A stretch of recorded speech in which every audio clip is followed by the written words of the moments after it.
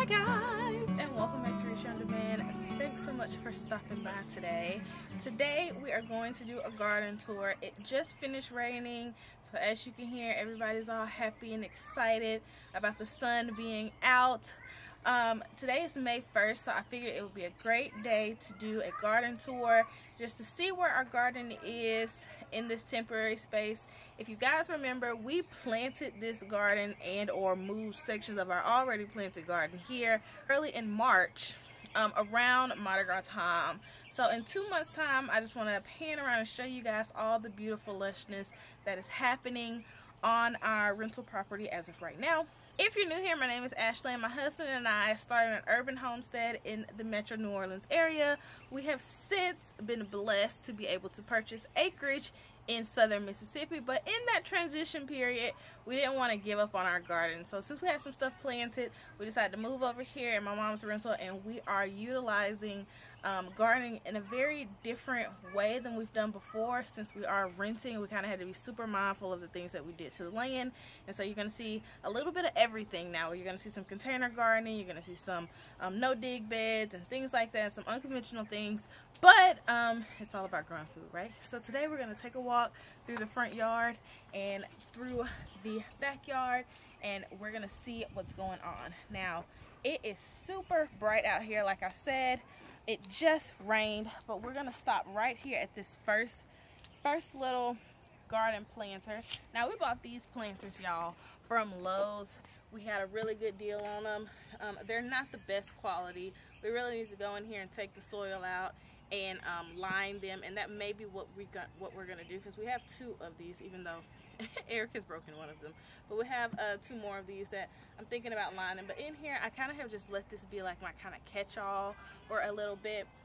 As you can see, we have this beautiful dahlia. We overwintered this dahlia. We planted these dahlias last year, and we kind of just left them in here, put more soil on top, and let them go through the winter. It doesn't ever get really cold enough here for us not to. We have a couple of, if you guys want to pan over the top, we have a couple of onions that we stuck in here just on a whim, one here and one here. Looks like a white and a red, and they're coming along.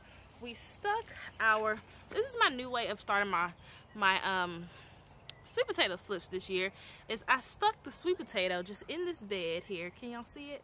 I don't know, let me see. Can y'all see it? Yes.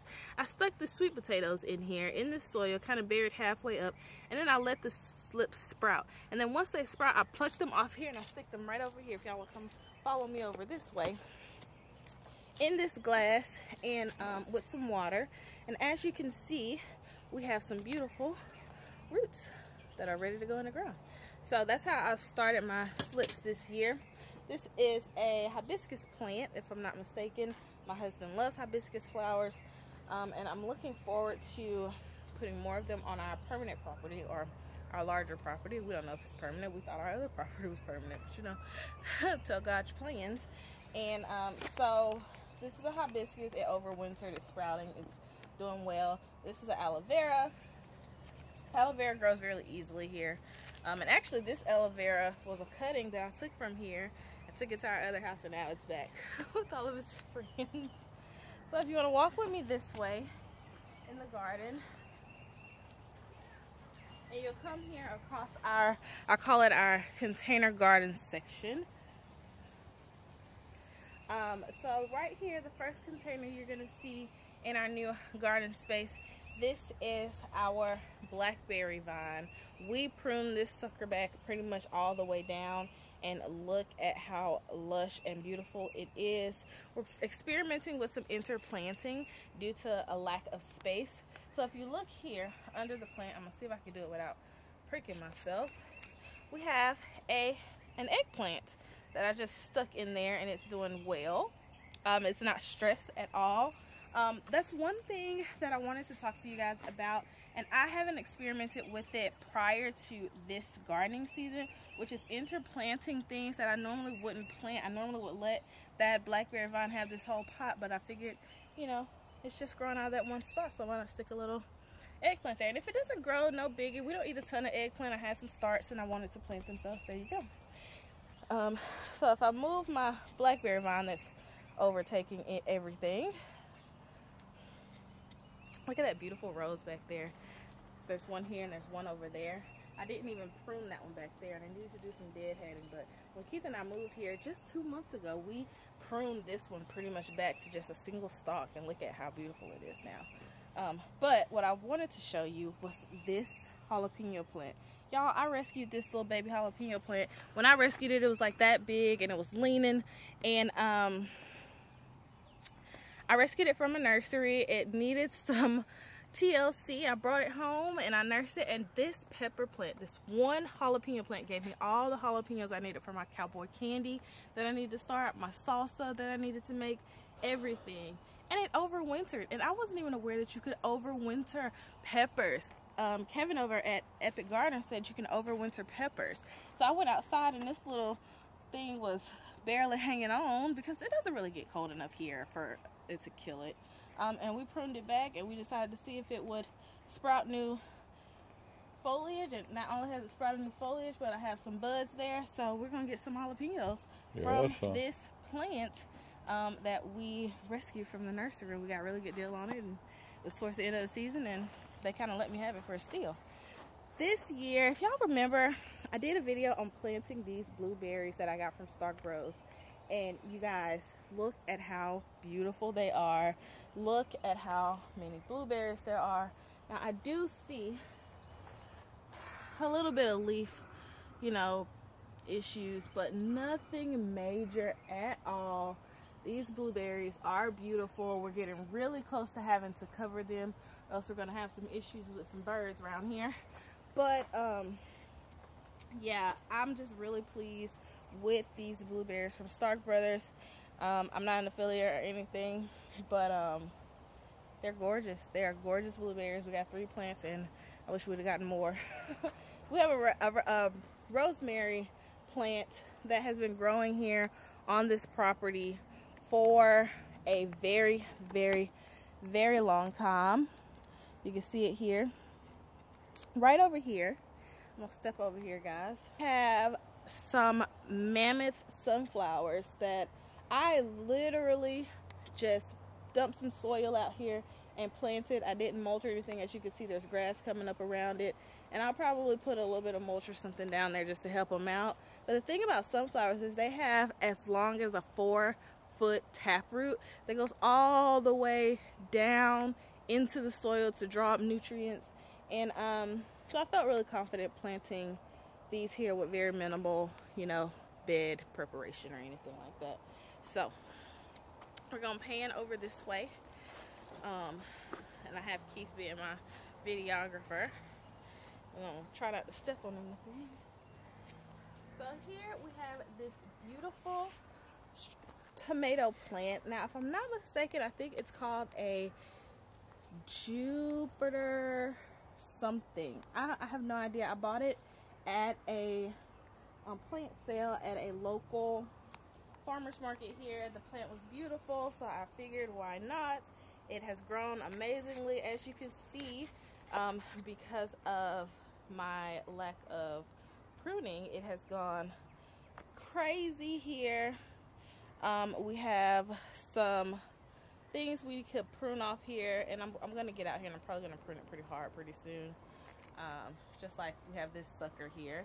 That's a sucker that I should have pruned from there, and I didn't. So but it has tomatoes all over it, so we're just gonna wait until they ripen up. And I've kind of just been trying to support it where I can.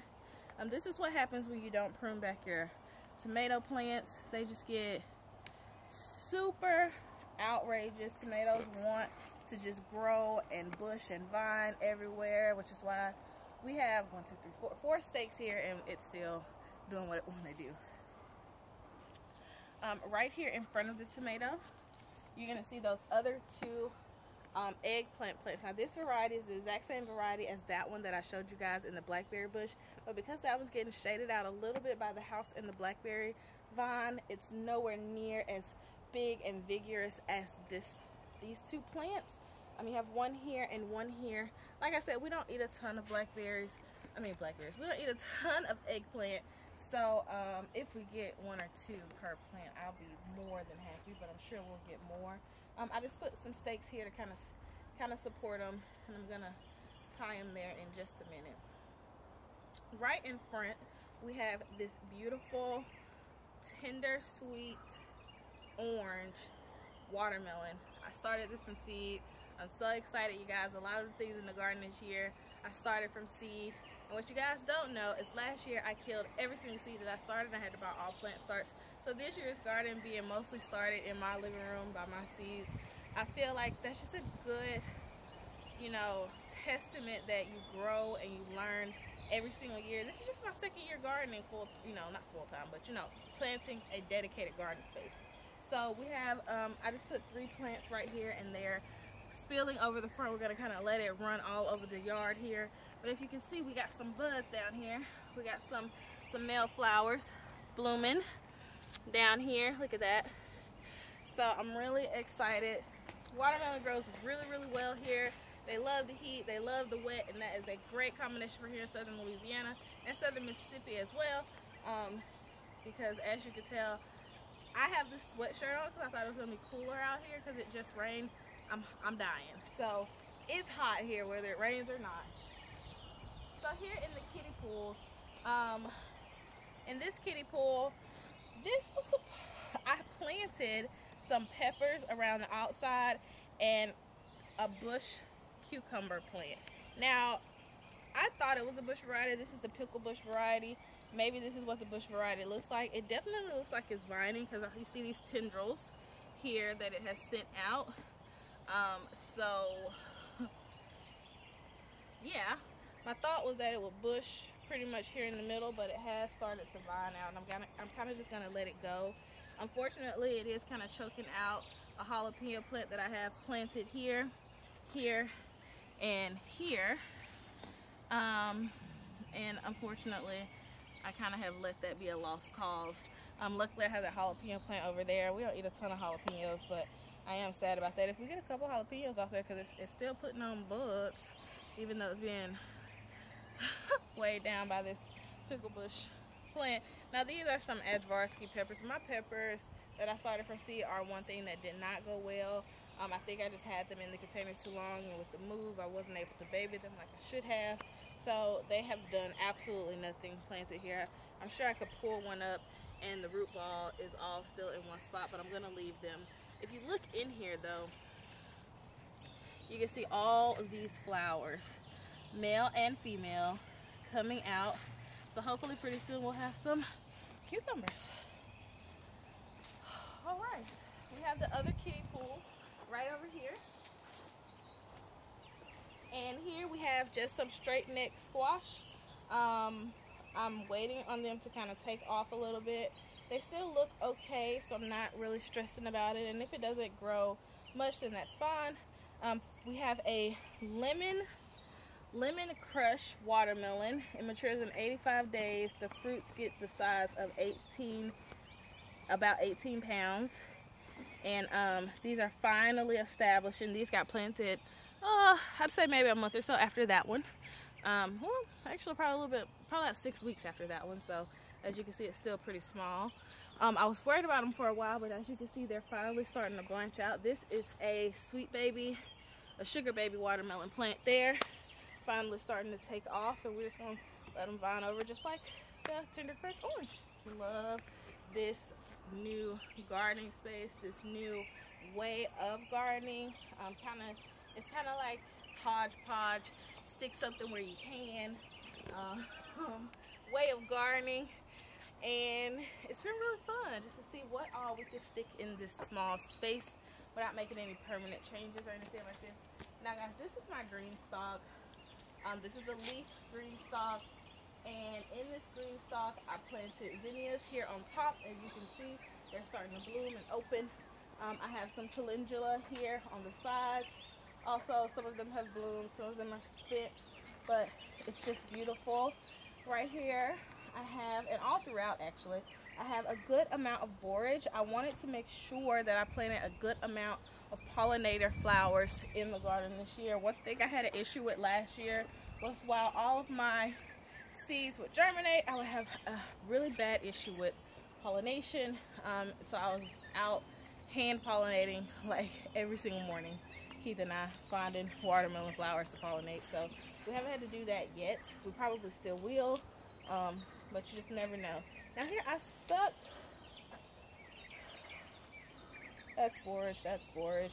And some of these borage leaves are pretty spent. They've been growing in these containers pretty much for 2 months, 2.5 months. Something like that. I started these borage and calendula and zinnia from seed. Down here I have a mustard green that I stuck in here that is growing amazingly. Look at that. If you come on down, you can see down here I have some thyme that is spilling over the side. This is some thyme and some coriander or cilantro that is flowering and such. Up here there's some parsley. I'm trying to make sure y'all can see everything. I have some fennel that I put here in that container. Let's turn it around some more. All right, we have some oregano here. I had a huge oregano bunch, but in the move it got destroyed, so we started some new ones. I also have some lemon balm mint here. Y'all have no idea how hard I have struggled with any type of mint. Lemon balm, bee balm, spearmint, peppermint, chocolate milk. If it's mint, I have struggled with it, and everybody says it grows like a weed. This is my first year growing it, and it growing like a weed. Look at all of this lemon balm, and I've literally done nothing. I topped them once, and this is what they've been doing. I need to harvest some and dry it for teas to go with my hibiscus flowers, but I'm really pleased with that. In here, if you look really close, you can see some sage. That's some sage growing right up in there, and I think I have some down here. This is lemongrass trying to come back right there. Lemongrass trying to come back. And then all throughout here, if you look really closely, you'll see beautiful tomato plants. I have something eating on one right there. I'm gonna have to figure out what that is. Sorry, strawberry plants. I have something eating on one here, so I'm gonna have to look into that. But I mean, my strawberries are brand new. I planted them as bare roots, and I'm really pleased with them. I got them from a little Etsy shop, and my intention is to get at least one more of these leaf green stalks and one more of the original, and I'm going to transplant all of these strawberries into the other leaf, and I want to have a leaf green stalk full of strawberries. That is my plan. Another thing I'm super excited about are these basil plants. Can y'all see those basil plants? Look how big they are. I love them. I love pesto, and I really wanted to grow a bunch of herbs here in my garden, and I think I've been able to accomplish that here in this green stalk. On this green stalk, I have some pepper plants. Now, I bought these at a local plant sale at my local Feed and Seed. They were having an amazing sale on their plant start, so I bought all of my peppers from there because, like I told y'all, my peppers did not. These look so much healthier than my peppers, don't they? I have some sweet red bell peppers, sweet banana bell peppers, some cayenne peppers down here. I think I have a few serranos down there. I have a cubanelle. I have a lot of peppers. I just topped them recently, so if you look really closely, you can see here where they're trying to bush out in each one of these little crevices. You can see if you look really close. Let me turn it. Excuse me. Sorry, I'm gonna turn it this way. See, look. So I topped it, and it's now trying to bush out. So that's the whole point of that, to give you a more robust. I mean, we got some golden peppers down here. I think this is our LSU row. Some gold and some purple beauties. Anyway, I'm really excited about these, and yeah, I love growing in my green stalks, y'all. I'm not an affiliate of Green Stalk. I may have a coupon code I can give you guys to get $10 off. So if I do, I'll link it down below. But I really love these planters. I want at least 2 more of them, so I'm really excited about that. All right, so we're gonna walk in the back. Ignore the mess. We're just gonna walk on. We're just gonna bypass all these. These are my windows for my future window greenhouse. They don't rot too bad, which they're not. We got those. Those are old windows from various houses in New Orleans, and we're really excited about getting that put together when we can. Probably have to strip a bunch of paint, but you know. Yeah. Have to get rid of that water right there. But we're excited. Hopefully they hold up. If not, we'll just get more. But we have them on a pallet, kind of lifted up. And yeah. All right, so we are in the backyard, you guys. This is the area I am most excited about. I shared 3 videos with you guys about setting up this area, and look at how different it is in just 2 months' time. Not perfect at all, but it's our little piece of heaven, in my opinion. Here we have a raspberry, I believe, that is finally doing amazing things. We bought that at our local Tractor Supply, stuck it in a pot, and it has just done that. We haven't done anything to it. We have some garlic here that we tried to bring with us. We'll probably just order some garlic. I'm not sure that's going to bulb up like we want it to, but it's here. And all you can do is try. These 2 are empty. They used to have cabbages, but they all bolted. They used to look like those. As you can see, they are being food for some lovely critter. Right over here, this is the first thing that we put in when we came to this property. This is our onions that we transplanted. We have some that are bulbing up. That one's bulbing up really, really nicely. So we're just gonna leave them and let them go until they can go no more, if you get what I'm saying. They're falling over from wind, but not falling over from being done growing. So we're just gonna let them go. We have a few down here that are falling over, so we'll see how that goes. But I think everything's doing well. And if not, we'll get like tiny little onions, and we'll just support a local farmer. We'll support a local farmer that grew some better onions, or we'll get them from Azure when onion season arrives, which is getting kind of close for a lot of places. Here we have some of Barry's crazy cherry tomatoes, I believe. I just stuck 3 plants in here. I had them left over from starting those seeds, and I wanted to stick them in, and here they are. They got put in a bit later than the others that I'm going to show you in a minute, but they are doing really, really well. And it's partly shaded area. And that's another thing, you guys, I wanted to tell you. The seed packet is, you should use it as guidance, but stick your plants where you can and see what they do, especially if you have some extras. These are just some extras. If they produce nothing, it wouldn't matter much. As if any of this produces nothing, it really wouldn't, our family wouldn't starve due to our you know, propensity to stock up in general. But they're doing amazing, and they're in part shade, so you don't have to have full sun to grow tomatoes. Same with these squash plants. These were stuck in as an afterthought. These were extras. I don't see any fruit yet, but oh, I do see a little flower with a fruit down there. It's not open yet. It's not ready to be fertilized, but the flowers are magnificent, and I think maybe this tree is shading it from some of the water, so it hasn't been hit with like powdery mildew or anything like that like some of the others. As we pan over, you're going to see all of our potatoes. You saw us plant these potatoes in those first couple videos on this property. We have some Kennebec, we have some russets, we have some Adirondack blues, we have some from Wild Boar. I can't remember them all, you guys. We just have this huge potato patch that we planted in the root stout method.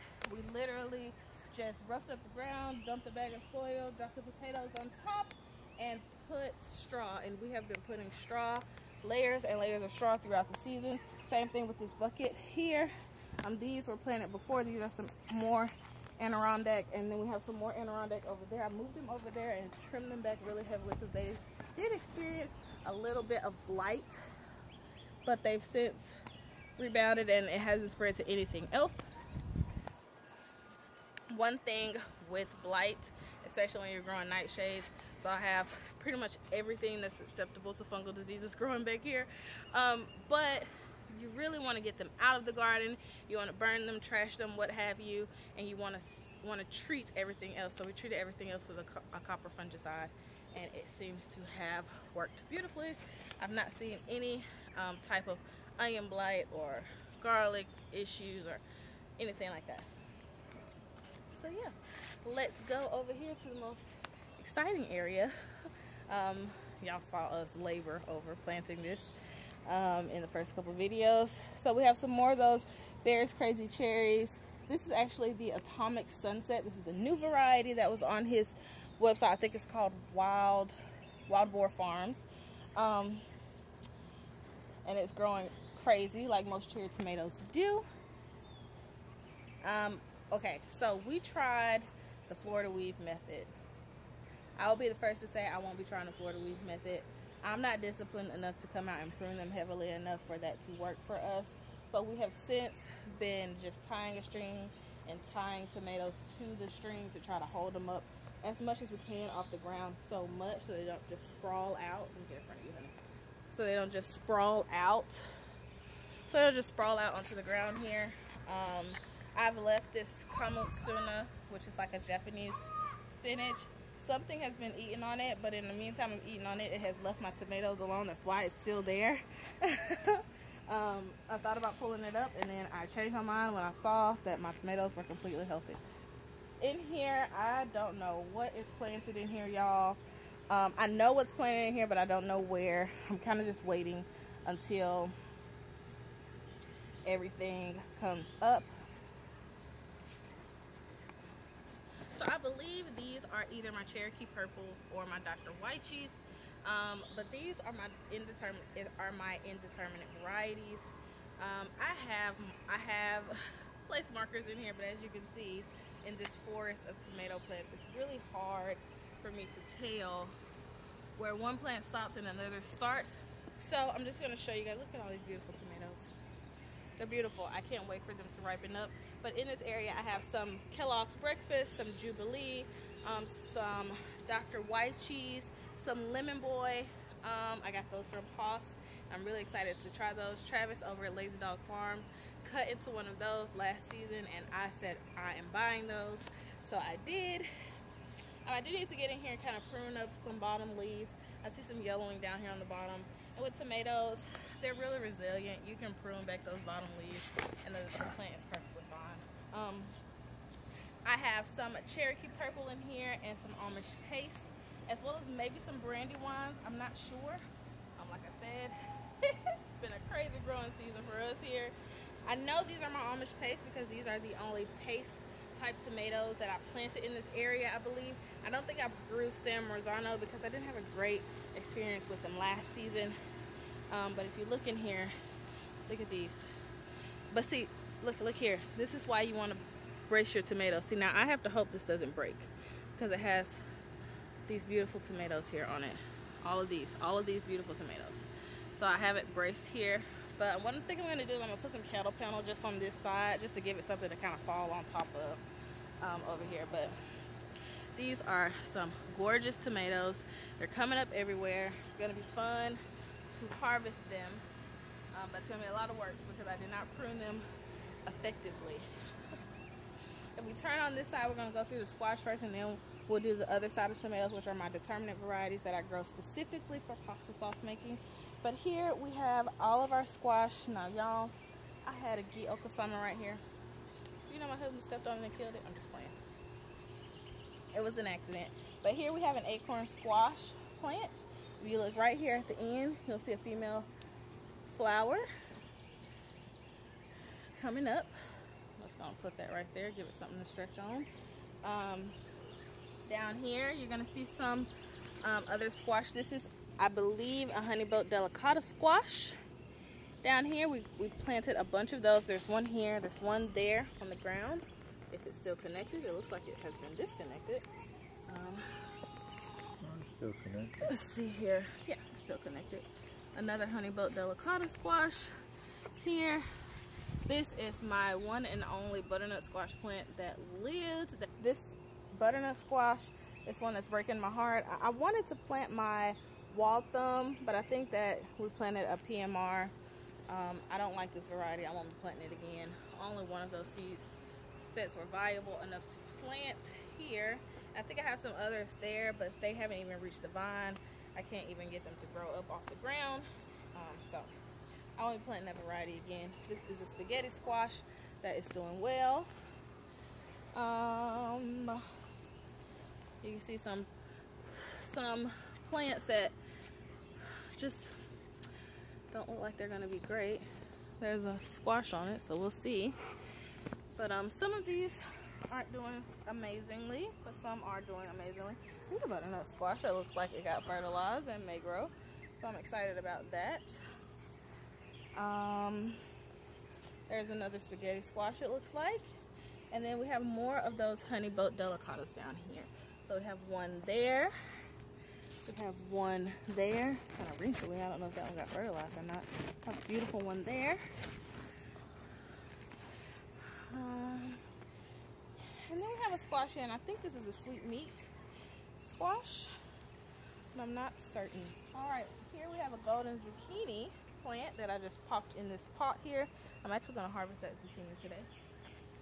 Here we have some crookneck yellow squashes. One there, there's one in there. I think they're all fertilized. They're just growing really, really slowly. And then I think that's another zucchini that's very slow to sprout flowers. Can you see me? From here down are determinate varieties. So I have red snapper slicing tomatoes here. Another recommendation from Travis over at Lazy Dog Farms. He grows in southern Georgia, which is a very similar zone to us, very similar climate to us here. A little less humid there, I think, but nonetheless.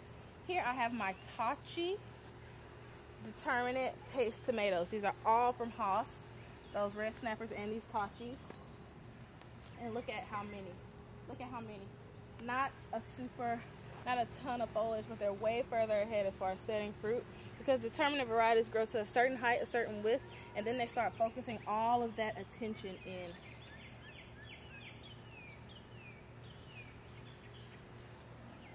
They start focusing all of that attention on setting fruit. So you're gonna get a massive, massive harvest of fruit at once or within a week or so of each other. And I mean,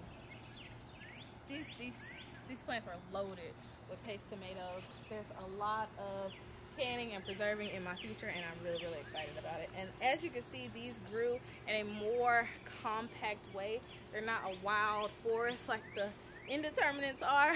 I mean, as you can see, the determinates were planted at the exact same time as the indeterminates, but they have not grown nearly as vigorously as the indeterminates, just because the nature of indeterminates is just to grow and grow and grow until it is killed by your winter frost. And as you can see, while it's really bushy here, I can still get down and I can see where one plant starts and the next plant starts. Over at those indeterminates, I can't really see that as well, so I will focus a lot more on pruning my indeterminates more aggressively and on a more regular basis. So that's my determinate tomatoes here. We are almost done with the tour, you guys. I'm just excited about how everything is turning out back here. It's not an ideal growing situation. I can't, there's a fence here, but I can't put up electric fencing like I want to around the entire perimeter, things like that. I can't dig up trees and cut down things and make room like I would if this was my property. But it's all about growing where you are. It's all about growing where you are. Here we have our sweet potato patch. I'm gonna add more soil and more straw mulch to plant those slips that y'all saw up front. I may even order slips from, I think it's called Steel Plant Company. They have some beautiful slips, and I'm thinking about planting some right up in here. And our last bed that we stuck in here are our okra plants. And it looks like something's been nibbling on one of them. But these are all our okra plants. I have some of that motherland okra, some Alabama red, some Clemson spineless, some Jean orange okra. So yeah, I may put in some more okra because I see some really spotty germination, and I really want this bed to be full of okra. On the edges, I have planted some flowers. If they decide to come up, that'd be great. Just to make these pretty.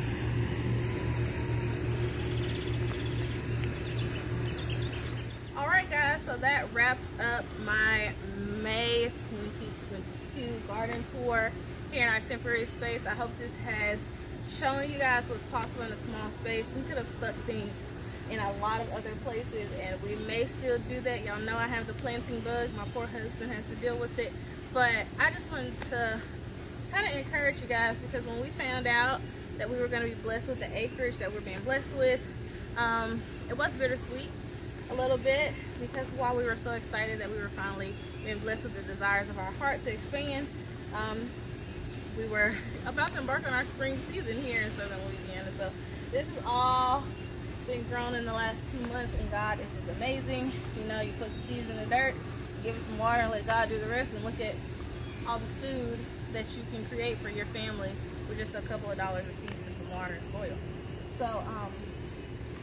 So yeah, guys, that's pretty much the garden tour. Thanks so much for hanging out with me. If you're new here and you just stumbled upon my channel, click the link down below to subscribe, like this video, and leave a comment. It helps the YouTube algorithm let them know that you want to see my videos, and follow our journey to while we build a brand new homestead in southern Mississippi while maintaining this temporary homestead here in southern Louisiana. Thanks for hanging out with me, guys. Until next time, bye.